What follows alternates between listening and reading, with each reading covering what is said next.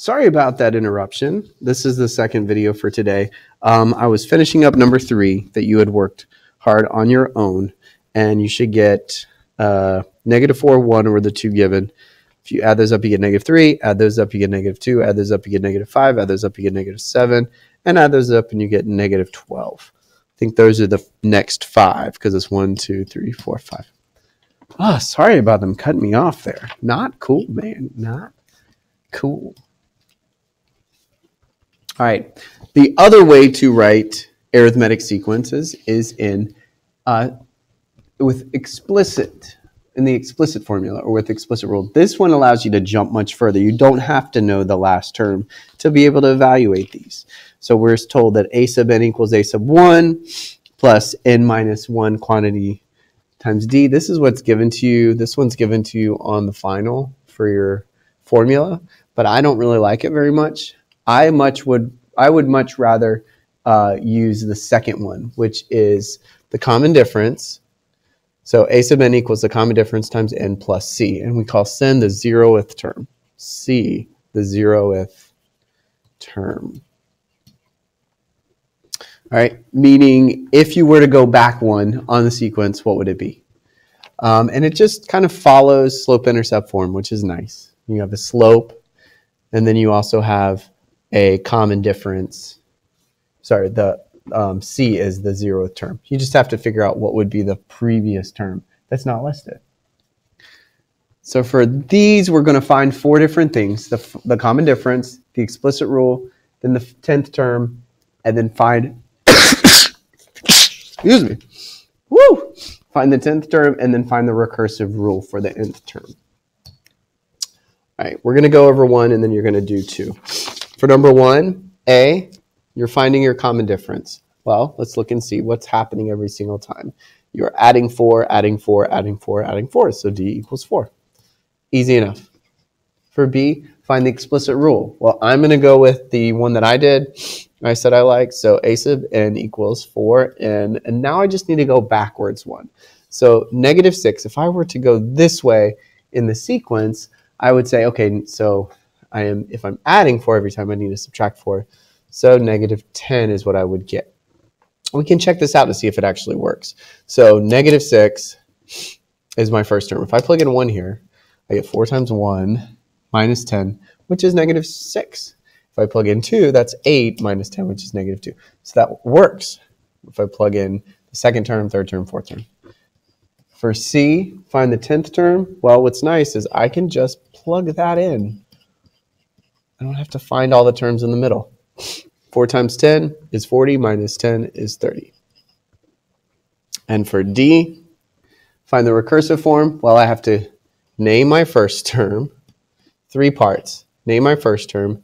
Then I need to say what I'm doing every time. So I'm taking my previous term and I'm doing what I am adding for. Then the last part is to say n is greater than or equal to 2. Because you were given the first term. If you're given the first 2 terms, you would list it as, what would that be? The n is greater than or equal to 3. Okay. Pause the video now and try number 2 on your own.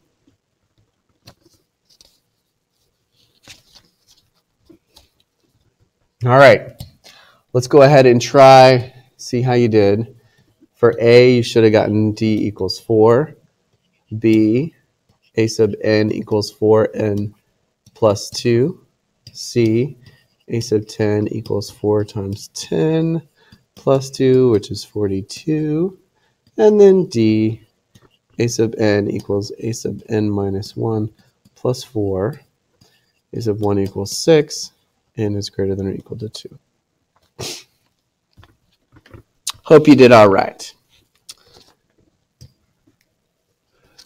All right, so if you're given consecutive terms and you're asked for something a little further out, so if you said, hey, a sub 1 is 4.2, a sub 2 is 6.6, a sub 3, a sub 4, a sub 5, a sub 6, a sub 7. We want to know a sub 7.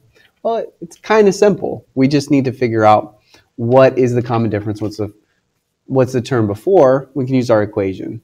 You could also just add the common difference until you get to it. But let's use our equation just for fun. So we know that we are doing what to get from here to here? We are adding 2.4. So D equals 2.4.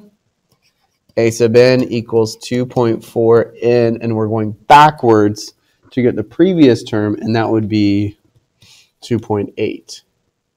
So if I say, hey, what is the seventh term? 2.4 times 7 plus 2.8.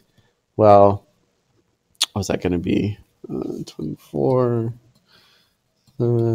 8, 2, 14, 15, 16. So 16.8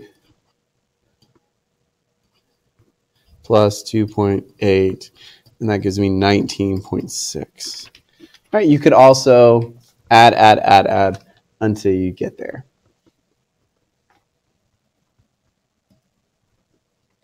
Now, if they're not in the same order, it's a little bit harder, okay? So you're given the fourth, so 1, 2, 3, 4. The fourth term is -8. 5, 6, 7th term is 4. And they want to know what the 8th term is. So this is 1, 2, 3, 4, 5.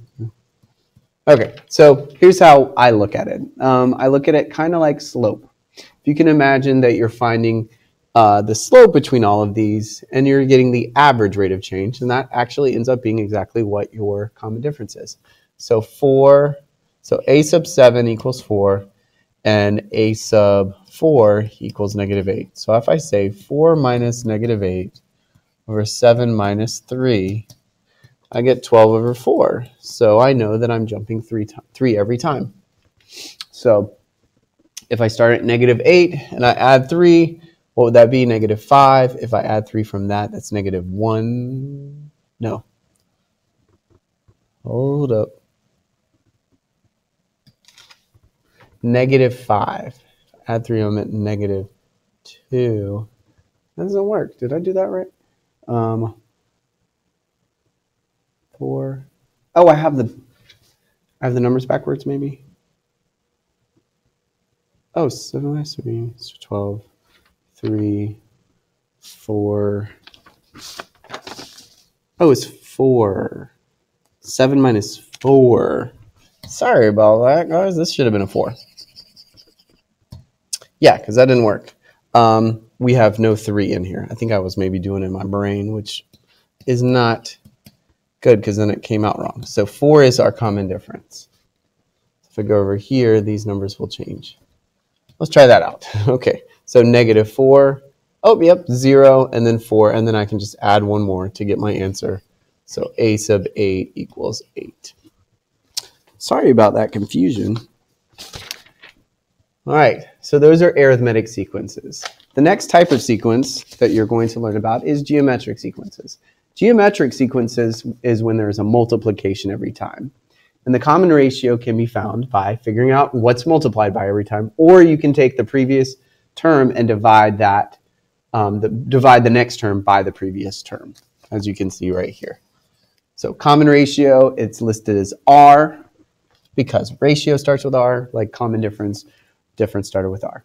If we multiply by 5 every single time, we're going to end up with this sequence. So we can go ahead and say R equals 5. For this one, R does not equal 2. It does look like there's a doubling, but it's a doubling backwards. So R is actually 1/2. Those are some geometric sequences. Now, there are two different ways that you can write these. You can write them in recursive or in explicit. With the recursive, just like before, the formula looks like this. You're multiplying by R, and then you also have to list your first term.